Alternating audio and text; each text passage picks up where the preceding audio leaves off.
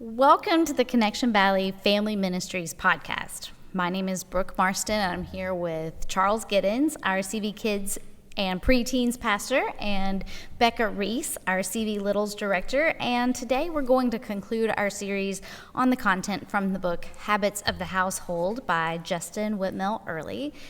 And I just want to say again, for me, this book was so challenging and so encouraging, and I wish I had had this when my kids were younger. There's so much amazing content, and we didn't even begin to scratch the surface of all of the great things that are in this book. So hopefully you picked up a copy and you're working your way through it, or you already have made your way through it and you're establishing some habits in your household. That's our hope anyway. So today we're going to be talking about this in the sense of what's next. We talked about from the beginning that this book is really less about parenting per se and a how-to in terms of parenting, and it's more about how to form habits or norms for our families to help us follow Jesus more closely every day. And that can seem overwhelming when our kids are small and the days seem endless. And it also seems overwhelming when our kids are teenagers and they seem like they want to be anywhere besides with us. And it's really easy to see that our time is very limited, especially as our kids get older. And it's like, wait, come back. We're not finished yet. So Justin talks about the day that he realized that his kids were going to grow old. This is kind of in the epilogue of the book. He realized one day that, oh my goodness, my kids are going to grow old. Have you had a moment or moments like that? And what was it like for you? Yeah, so the first time Parker got a girlfriend, last year, was that last year, 2 years ago? 2 years ago, maybe, at this point. He's almost 17, or 16 and a half. I think it was 2 years ago, but time has gone by so fast. I don't know, yeah. I don't know, the first time he got a girlfriend, I was really excited for him, right? I was like, oh, great, he's got a girlfriend. Then I got really nervous, but then that was really kind of the first time I was like, oh no, like he's not a little kid anymore. Like this is not like a little elementary school or middle school like romance. Like this is, ugh. She was over all the time. They were doing stuff. I was like, oh. So that's probably the first time for me that I realized that he was growing up. Yeah, what about you, Becca? I think for me, when my youngest turned 13, the realization that both of my children were teenagers, that hit me kind of hard. And in Max, so COVID hit her freshman year in high school. So there was almost like a pause in her growing, it seemed like, she was home all the time, she wasn't at school, she wasn't doing all the extracurricular activities, so it almost felt like things slowed down for a little bit. Mm-hmm. And I feel like in the last year, things have sped up again. She's been out of high school now for a year and a half. Bertram is now a sophomore, so he's getting close to being halfway through high school, so it's ramping back up. So I'm kind of in that phase right now of realizing it's happening. Yeah, and when it ramps up and it feels fast, it seems like it just goes. It really does. You brought up Parker having a girlfriend, and that definitely is like, oh, they're not babies anymore. But then I'm thinking about, okay, when my kids got jobs, when they started driving cars. This past June, my last one graduated from high school. So when the boys moved into their apartment, like all of those things in different ways, it's like, oh, they're not little anymore. Like I don't see them every night, working jobs, like they will get home after I'm already in bed, or, when the boys were living on their own, like right. Days would go by that I didn't talk to them, and that's as it should be, that's appropriate, but it's weird because it's like, oh, they're sort of grown up, but not completely, It makes me think of one time I heard, we always focus so much on the first time your kid walks, the first time they eat solid foods, but you never know when it's going to be the last, Mm-hmm. You never know when it's going to be the last night they come in and ask for a bed night kiss. You never know. Sorry, we call it bed night at our house. It's been a thing. Bed night kisses. You don't know what's going to be some of those lasts. Yeah, you don't. And I think when you start realizing, oh, that's not going to happen again. You go, oh, God, they're growing up. Yeah. What happened? Yeah. Yeah, that is for sure. And sometimes I see them volunteering or leading in a certain way.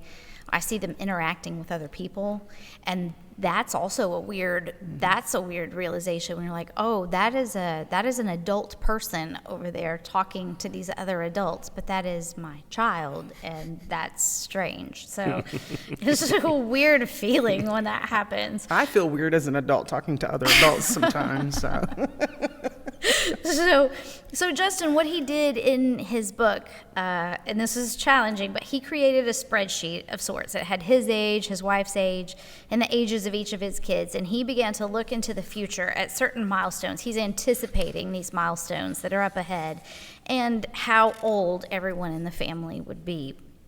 His kids were very young when he put this together. So it's a little different for us in that our kids are a little bit older, but so his kids were pretty young, and he starts looking at some of those milestones. When you created one for your family, because ours are a little bit different, what did you see?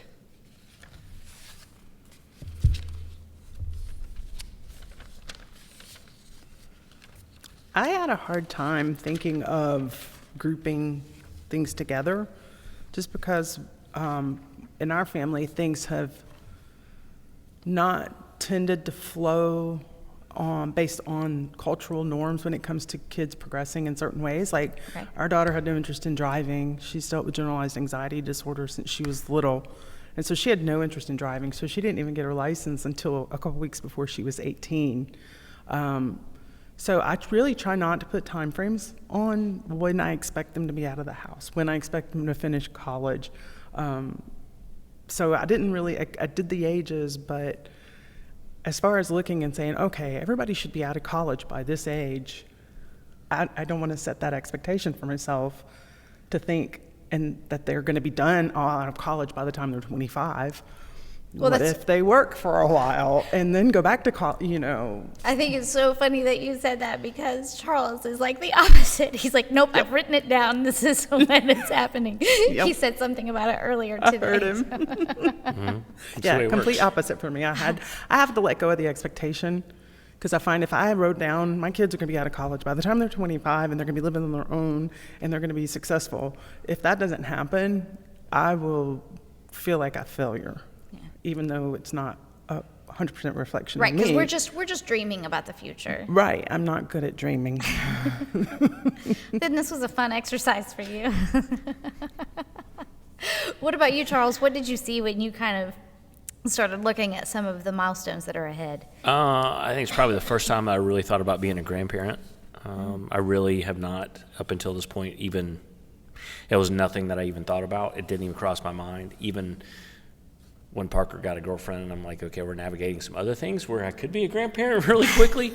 And that hasn't happened. But that was the first time writing down and looking at this going, okay, what do I think would be, maybe grandparents, and I've got it down when he's, in 2036, right? So he'll be 28 at that point. And I'm hoping we're grandparents by then, maybe, because we started later, so we don't have the time to spend that a lot of people do. So, but that was the first time I really thought about that. And then really the excitement of being empty nesters. It's kind of been in the back of my mind before, but like looking at this going, hey, we don't have that many years. This is going to be fantastic. And I love my son, I do. But thinking about just being Vanessa and I again, like it was when we first got married for a lot of years, I'm pretty excited about that. So, How long was it just the two of you? 8. Okay. Oh, yeah, 8, almost 9. Wow, we only had 2. Yeah. We had a long time together. Yeah. Yeah, Micah was born just before our second anniversary, so Same for us. Yeah. 4 days. Yeah, so it's funny, when I was looking at this, obviously my kids are a little bit older than y'all's, sort of, they kind of overlap a little bit. Mm-hmm. But it's so funny because I looked just starting with right now, and it's like, what is the season? We're all in the same house again. So we've had people be out of the house, but now everybody's back in the same house again, which was kind of funny. But everybody is in a stage at this point of a life transition. So I have one getting ready to graduate from college and start a career. I have one starting a full-time job with benefits. I have another trying to figure out, is this the path that I want to be on long term? And then my youngest just starting college and trying to figure out what route she's going to pursue and kind of going a direction. So tons of transition right now. So kind of like you, when I started projecting into the future, I'm like, I have no idea. I didn't think that we would all be in the same house again. So if you had done this exercise 10 years ago, you would not have. No, I would not put have that thought down that, as. But 5 years from now, I'm thinking everybody out of college. I hope so. Let's hope. It would be great if somebody was married, and I would not hate to have grandkids in the next 5 years. I think that would be awesome. Michael will be 28, May will be 23, so but then there are those questions: will we be living in the same town? Will we be navigating relationship across a long distance? Because the reality is distance could be involved. And then taking it 10 years out, Michael will be 33. Like, he's going to be like an old man. Not really old, but 30 sounds so old. 33 is the age Jesus was when he went to the cross. My son will be 33 years old. Matt will be 32. Mia will be 30. I won't have 20-somethings. They'll be in their 30s. Yeah, so that is nuts. So that made me feel really old. I think this exercise got me to the point where I was like, oh, I'm going to get old. Not only are my kids going to get old, but I still think of myself as being in my 30s, like in my 20s or my 30s. I don't think of myself as being, almost 50. So I think for me too, I have an advantage of having nieces and nephews that are older than my kids. You guys don't really have that because your nieces and nephews are all around the same age or younger. Yeah. You don't have nieces or nephews. So all my kids are the youngest ones of the family. So I've got a niece that's 30 now. So you've kind of witnessed I've it. kind of watched the kids that I have been an aunt to get older. So my niece turning 30 was like, wow.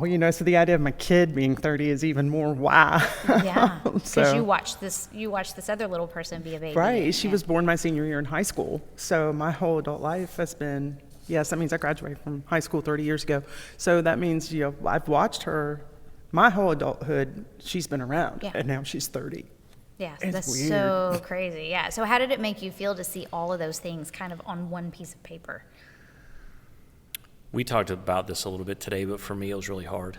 I ended mine at 2041. Well, I'll be 67, so I'm 50 now. I'll be 67 at the end of this little sheet. And Parker will be 33 at that point. And that's 67 is pretty close to the average age that guys make it to. So and some people in my family, guys, have made it longer than that, but it really kind of made me a little sad that, and again, I know what you said today, but here's the reality. Parker probably won't make it to the point I'm at in my life with a dad that's still around. Like, I still have a dad that's here. So that was a little sad. It was kind of, the other stuff was fun, but that, when I really got down and looked at just the bottom line, I'm like, oh. It's kind of sobering. Yeah. Yeah. Yeah. Sobering, but I actually like the idea of it. Kind of in an odd place right now, but earlier, even before he made this, he talked about the in between of being on earth and being unsatisfied because we're not home yet. Right. And so there is a hope, and even though our human mind thinks, oh, it's sad to think that I'm not going to be here for my kids one day, trying to focus on that ultimate goal of where we'll be and praying that they will be there with us one day. That's kind of where I am right now. I lost my dad 5 months ago, so I've got a whole different kind of, that was a lot of my thought process, thinking about me aging, my kids aging. I'm 48, lost my dad, would like to think my kids will have me for a long time. Mm-hmm. So that actually is a great segue, though, into the second part of the exercise. The first part was to kind of chart ages, and then the second part was the dreaming part, the part you said you weren't great at. But that was the next step. What do you hope to be true of your family when you think about, okay, 5 years from now, 10 years from now? Obviously, we can't see into the future. And yes, I said before, I would love to go ahead and have grandkids in the next 5 years. I think that would be awesome. In 10 years, good grief, I hope so, you know? So, I mean, but that's kind of silly. In terms of dreams, like what do you really hope for when you think about your family, 3, 5, 10, 15 years down the road?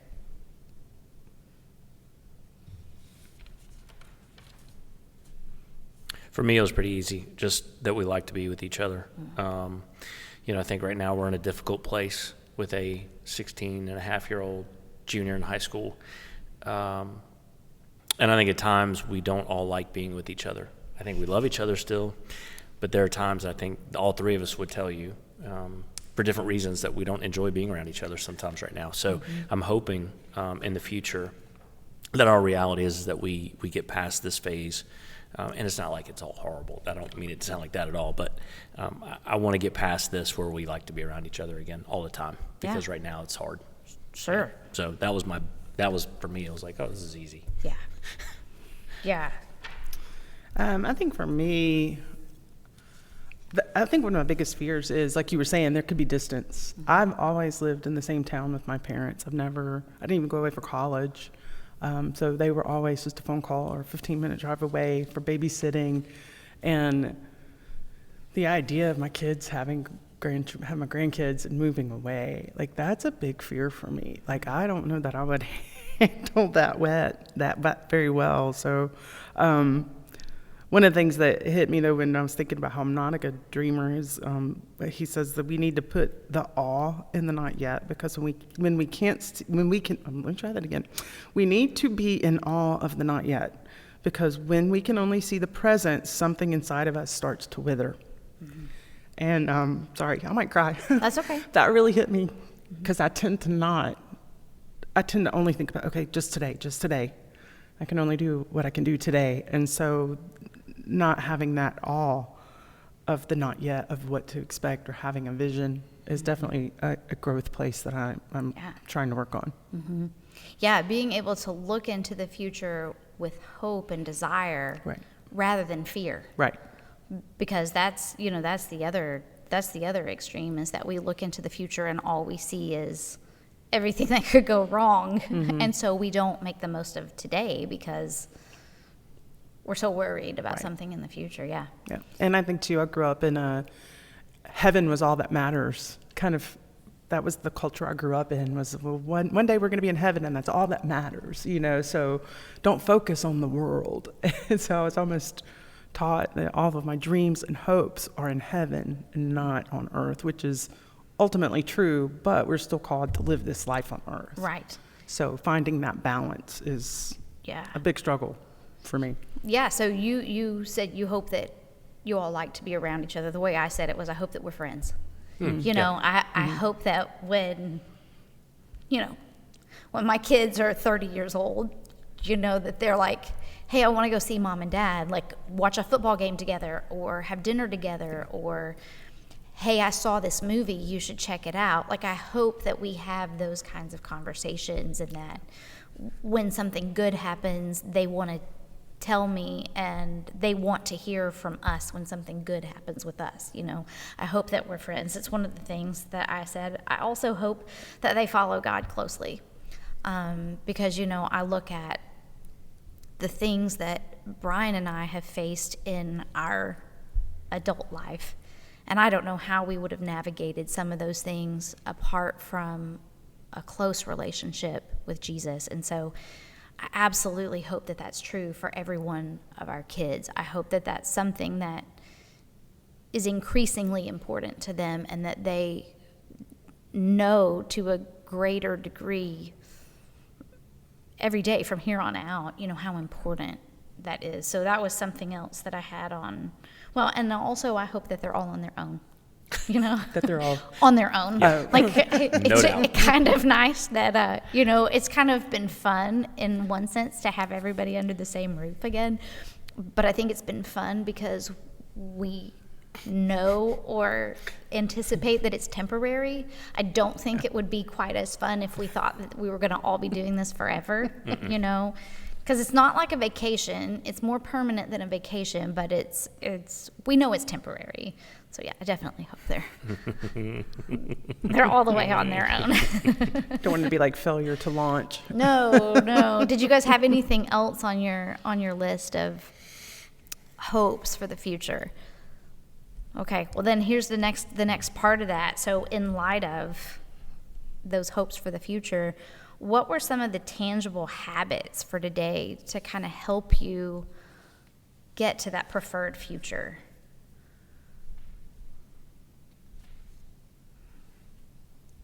I mean, for me, it was really three things. I need to pray more, right? So praying for Parker, praying for my wife, praying for our family in general. I need to be praying more. That was the first thing that really stood out. The second thing is I need to make my wife a priority. I need Parker to see that. I need to be dating my wife. We've started date nights. He needs to see that that's a priority. If he is going to have a family one day, that he makes that a priority, which I want him to do.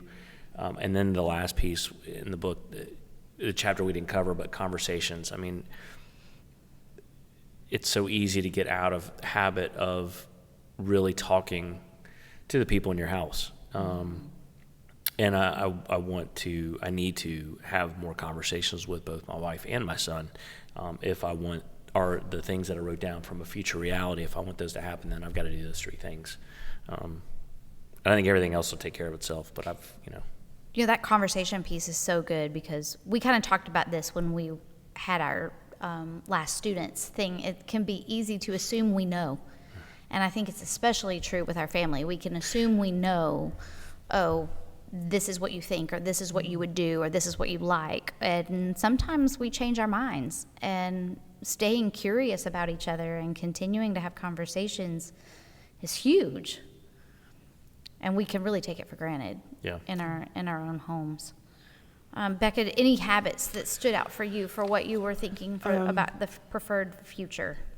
Prayer definitely. Like Charles said, that's something that specific prayer requests for my kids. And I remember being pregnant and us praying specific things that we wanted for our kids, and somewhere over time and busyness in life that went away. Yeah. So I find myself occasionally thinking, I need to be praying for my kids' spouses. I need to be praying for their future. But I don't do it nearly enough or consistently enough. And I think, too, being in a prayer life is also going to help with dreaming, asking God to give me a vision of the life He has planned for us. So definitely that, and conversations, being able to have conversations with my husband about what we want for our kids. We've been having a lot of conversations about what we want for our marriage, but what do we want for our kids? Yeah. They're not on their own yet. We still have influence, so we can't just assume our job is done. Right. So, yeah. Well, I'm here to tell you, with ones that are 18 and up, our job's not done. No. It's different. It's definitely different, but it is not done. Yeah. Yeah. So I'm sorry. I was just saying that would be the two that really stand out to me. Yeah. I think that's great. When I think about hoping that we're friends, some of the habits, talking to them and listening to them every day, not just talking at them. And that's really in line with the conversations, not just, it doesn't count saying, hey, did you do the laundry? That's not talking to somebody. That's different. I'm in a phase where I need to keep advice to a minimum. They're not asking for my advice. They're trying to figure it out. So I need to zip it, Yeah. And I need to look for ways to celebrate how God has wired them uniquely, to be able to say, that is not the way that I would do it, and that's okay. And watch what God does in their life. Because that really does tie into them wanting them to walk closely with God. If I'm always telling them what their life should look like, I really rob them of the opportunity to hear from God. Yeah. And it has just struck me really in the last couple of years that having kids grow up parenting is a faith-building thing all along the way, but them being grown up that faith piece is huge, because I have to surrender what my desires were, for them. To say, okay, God, not my will, but your will be done with them, And so in terms of wanting them to walk closely with God, modeling and talking to them about what God is teaching me, praying for them, you guys mentioned, but also praying with them. Being willing to say, hey, can I pray for you? Or let's pray about that. Or, hey, I noticed that you were struggling with this. I've been praying for you. Really letting them see that that's a normal, natural part of the rhythm of my life that I hope that they catch on to. And then, to get them out of the house, discussing and modeling healthy financial practices and giving them chances to lead, and that also means opportunities to fail. Right. So, again, just being willing to celebrate what God's doing. So, like I said, I'm in a whole faith building. Anything else that you guys wanted to mention? I didn't want to cut you guys off. No? Okay. No.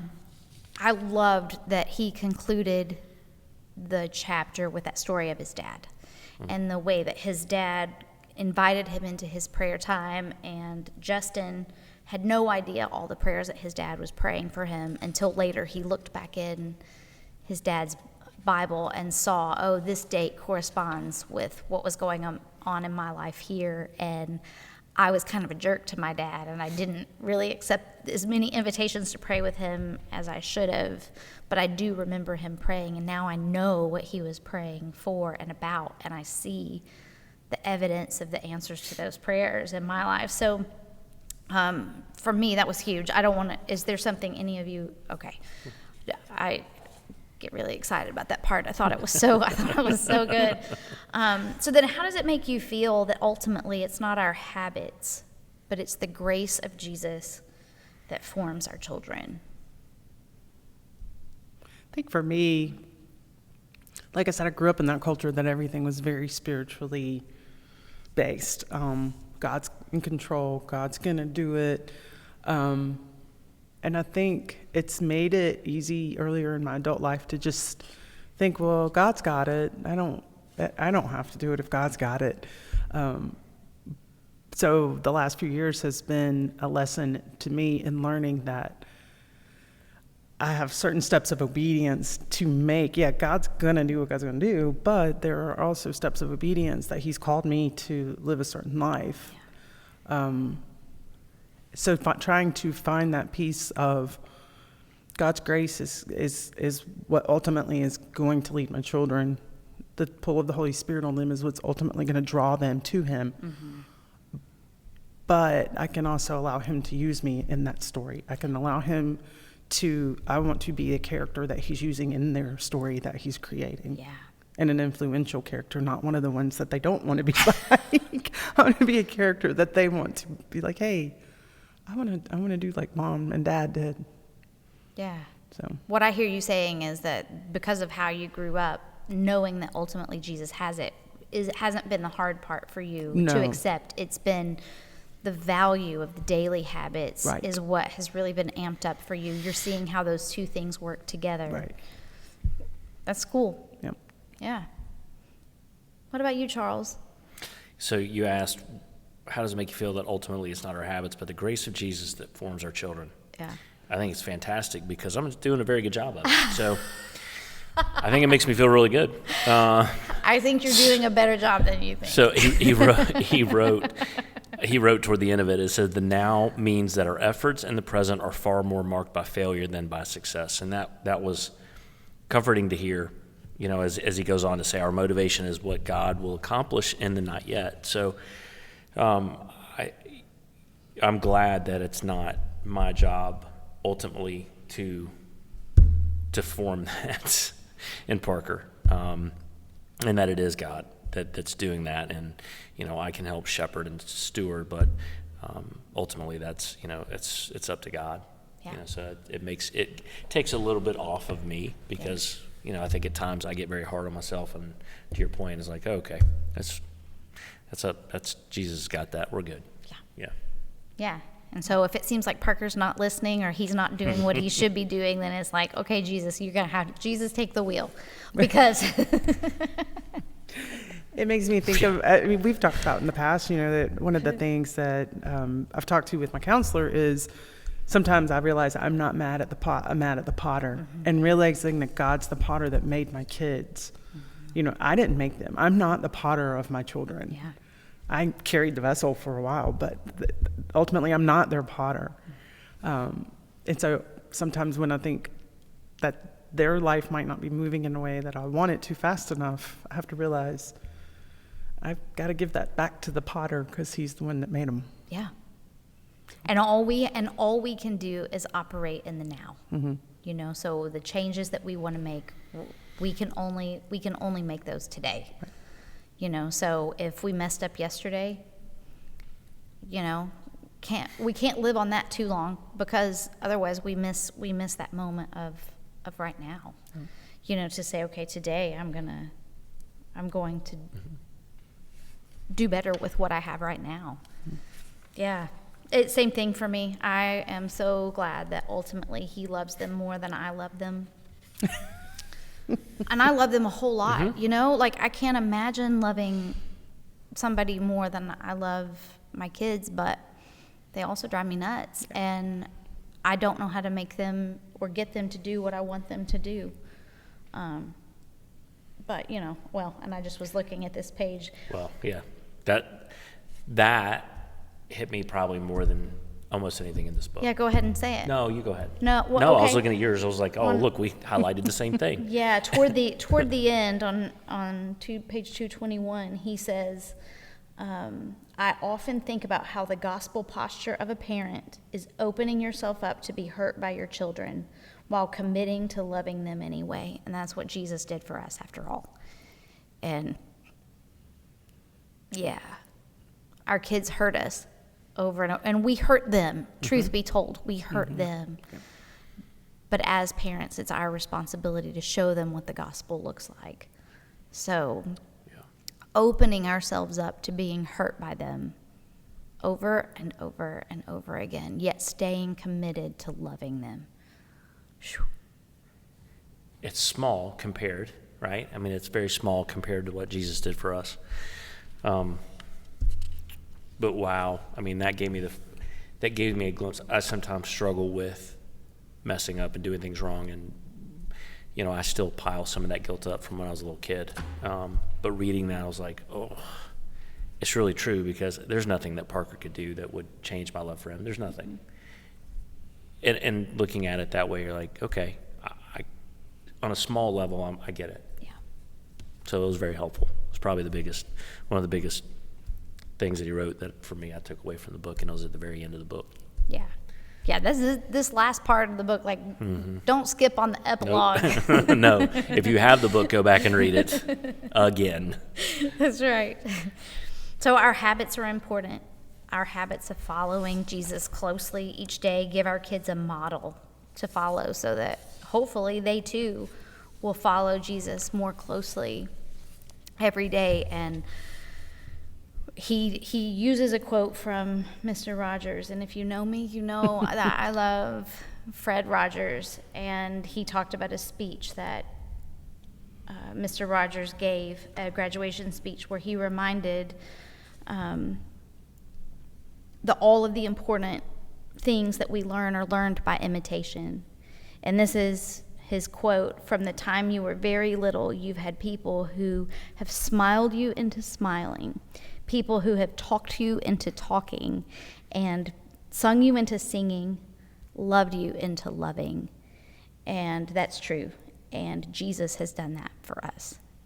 He has talked us into talking, sung us into singing, and loved us into loving. And ultimately, hopefully, that's what we're doing for our kids too, is loving them into being loving people who love our grandchildren, because isn't that what we want? Right? Not just our grandchildren, but everybody that they meet. Of course, that's true. Sorry. So is there anything else that you two wanted to add about this book, where we've been, this journey we've been on through this, or a final piece of encouragement for parents? I think so. Okay. I just, I don't want to take over. So thank you guys so much for joining us in this. We hope that these sessions have been encouraging for you as you navigate the daily joys and challenges of raising children. And we look forward to being with you again soon. So until next time, bye.